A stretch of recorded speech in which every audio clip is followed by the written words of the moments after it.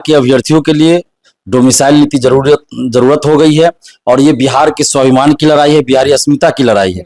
RTI से जो data आया है बीपीएससी टीआरई का, उसमें एक चीज में एक मैथ का डाटा है उस सब्जेक्ट का, उसमें आप देखिए 63 बिहारी स्टूडेंट का सिलेक्शन है और 199 बाहरी का सिलेक्शन। और इसी तरह बहुत सारा डाटा है, मतलब 30-40 डाटा इस तरह का है अलग अलग। और हमने भी आरटीआई लगाया कि टीआरई 1 में कितना बिहारी का सिलेक्शन और बाहरी का हुआ, जनरल कैटेगरी में 2 में कितना हुआ, 3 में कितना हुआ, तो हमें जवाब ही नहीं दिया गया अभी तक। बोले इस तरह का डाटा संकलित नहीं किया गया, जवाब नहीं दिया गया। लेकिन जो और भी स्टूडेंट्स ने मंगाया है उससे ये क्लियर हुआ कि कई विषय में और कुछ क्लास में आप देखिए कि जनरल कैटेगरी में बिहार से ज्यादा बिहार से बाहरी का सिलेक्शन 80%, 70%, 75% बाहरी का सिलेक्शन हुआ है। और जनरल का हुआ तो इसका नुकसान एससी और ओबीसी कैटेगरी को हुआ है, क्योंकि जनरल कैटेगरी में एससी और ओबीसी के स्टूडेंट्स भी मार्क्स लाते हैं तो सिलेक्शन जनरल में होता है। यानी कुल मिलाकर कहे तो जनरल कैटेगरी, एससी, ओबीसी सब कैटेगरी का नुकसान हुआ, यानी बिहारी का नुकसान हुआ। कुछ राज्यों में सीधे तौर पर डायरेक्ट प्रत्यक्ष डोमिसाइल लागू है, वहां आप बिहार के लोग फॉर्म नहीं भर सकते। कहीं कंडीशन लगा दिया गया कि 5 साल से आप रह रहे हैं उस राज्य में तभी फॉर्म भर सकते हैं।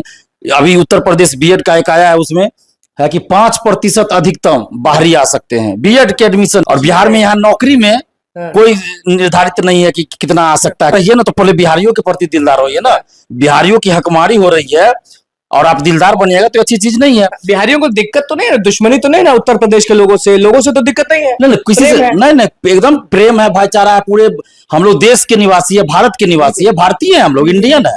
और बिहार में आप देखिए हजारों छात्र छात्राएं पटना में बिहार से बाहर के आकर पढ़ रहे हैं, कोई दिक्कत नहीं हो रहा है। हजारों की संख्या में शिक्षक शिक्षिका नियुक्त हुई है।